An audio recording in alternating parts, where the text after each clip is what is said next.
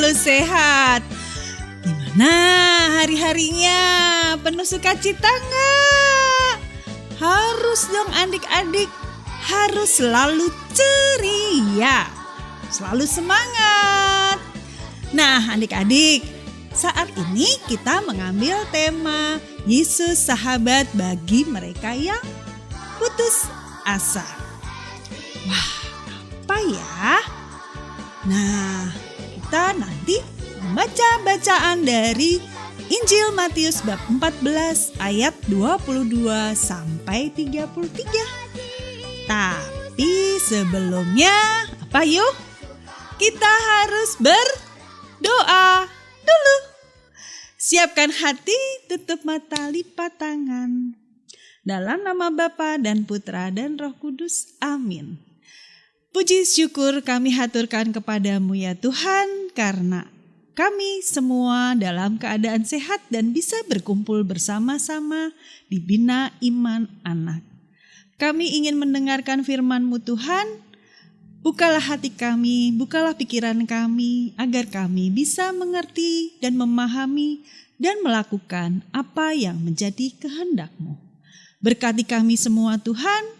Berkati mama, papa, dan seluruh keluarga kami agar kami semua dalam keadaan sehat dan selamat di setiap apa yang kami kerjakan hari ini, minggu ini, dan seterusnya. Berkati kami Tuhan. Amin.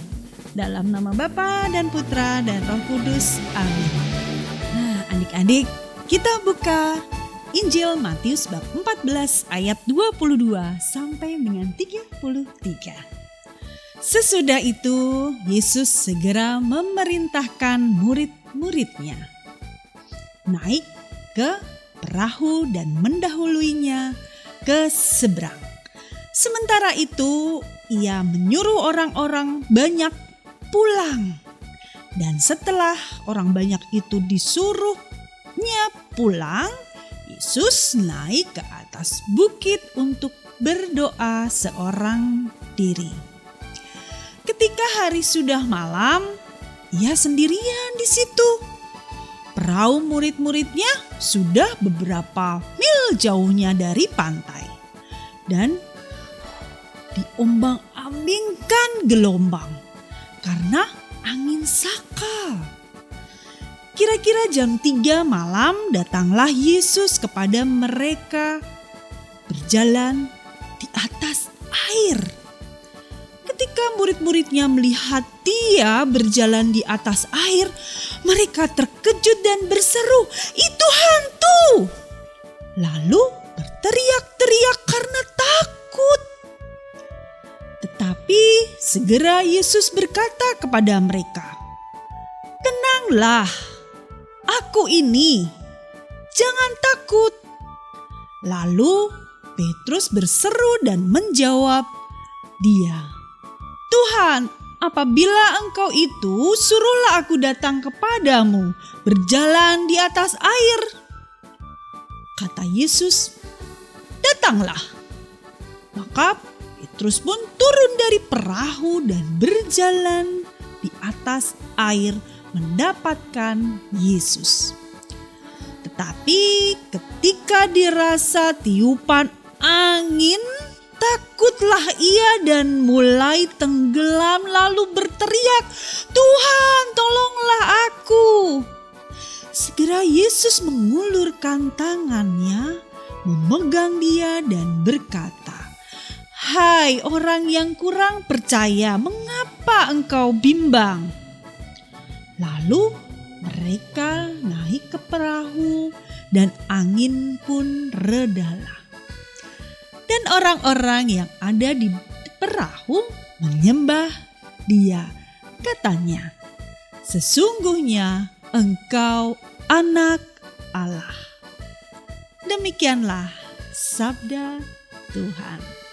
Terpujilah Kristus. Nah adik-adik, itu tadi bacaan Matius ya. Nah Yesus, kenapa ya Yesus bertanya pada saat Petrus minta untuk dia bisa berjalan mendekati Yesus? Petrus percaya sehingga dia bisa berjalan di atas air. Tapi ketika angin itu sudah mulai menerpa, Petrus mulai ragu-ragu. Nah, Yesus ingin kita semua percaya kepadanya. Yesus akan menolong kita. Seperti juga Petrus saat meminta pertolongan Tuhan. Nah, misalnya kalau Ulangan doa dan mohon pertolongan Tuhan. Tapi ingat loh ya, kalau Ulangan, aku pokoknya udah doa, aku gak usah belajar, pasti Tuhan menolong. Enggak lah, ya tetap harus belajar. Ya, kita tetap harus semangat untuk belajar, mengerjakan, latihan. Supaya apa? Supaya Ulangan yang kita kerjakan bisa dengan pertolongan Tuhan. Pertolongan Tuhan bukan untuk memberikan jawaban, ya. Pertolongan Tuhan itu biar adik-adik mengerjakan ulangannya dengan sehat badannya, dengan baik, dengan tenang.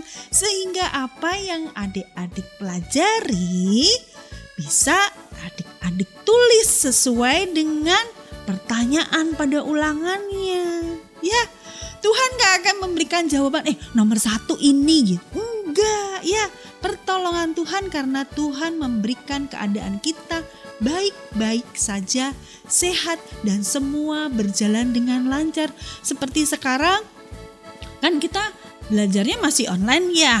Nah, kita berdoa semoga Tuhan memberkati kita dan internet yang kita pakai tidak putus-putus sehingga ulangannya bisa dikerjakan dengan baik ya. Kita bisa mengumpulkan tugas kita dengan baik. Tuhan berikan kesehatan, ketenangan hati. Jadi gak buru-buru. Kalau buru-buru mengerjakannya nanti salah. Ya, tetap harus berdoa karena Tuhan akan menolong kita. Kita gak bisa menolong diri kita pada saat kita misalnya mau ulangan kita sakit. Atau kita kok gak enak badan. Kita serahkan semua pada Tuhan lewat doa. Ya adik-adik, percaya Tuhan pasti menolong. Percaya pada Tuhan pasti tidak akan pernah meninggalkan kita. Karena Tuhan adalah sahabat kita yang terbaik dan paling setia.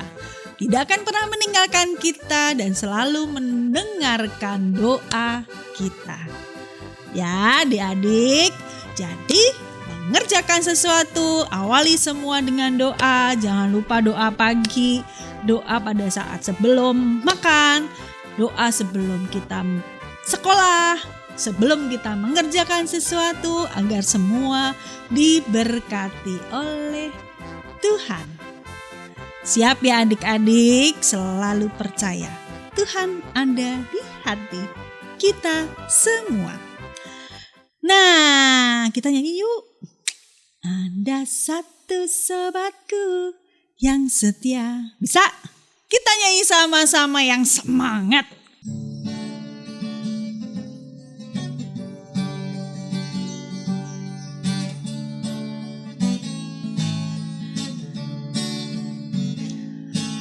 Ada satu sobatku yang setia. Tak pernah dia tinggalkan diriku. Di waktu aku susah, waktuku sendirian, dia selalu menemani diriku. Namanya Yesus, namanya Yesus, nama Yesus yang selalu menghibur hatiku. Namanya Yesus, namanya Yesus, nama Yesus yang menghibur hatiku. Oke adik-adik, tetap selalu ingat ya, Tuhan tidak akan pernah meninggalkan kita.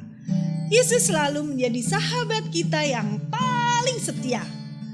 Jangan pernah takut, jangan pernah khawatir, serahkan semua dalam doa. pada Tuhan untuk bisa penuh berkat apa yang semua kita kerjakan. Siap ya adik-adik? Tetap rajin berdoa. Ya, sampai ketemu minggu depan. Tetap jaga kesehatan, tetap rajin berdoa. Dan jangan lupa ceria, tetap sukacita di hati kita. Tuhan memberkati. Kita nyanyi sekali lagi ya. Yuk. Ada satu sobatku yang setia, tak pernah dia tinggalkan diriku. Di waktu aku susah, waktuku sendirian, dia selalu menemani diriku. Namanya Yesus, namanya Yesus, nama Yesus yang selalu menghibur hatiku. Namanya Yesus, namanya Yesus, nama Yesus yang menghibur hatiku. Adik-adik tersayang, jangan lupa saksikan Bina Iman Anak tiap di channel YouTube Gereja Santo Matius Penginjil Bintaro. Jangan lupa subscribe, like, share, komen, dan bunyikan lonceng. ikut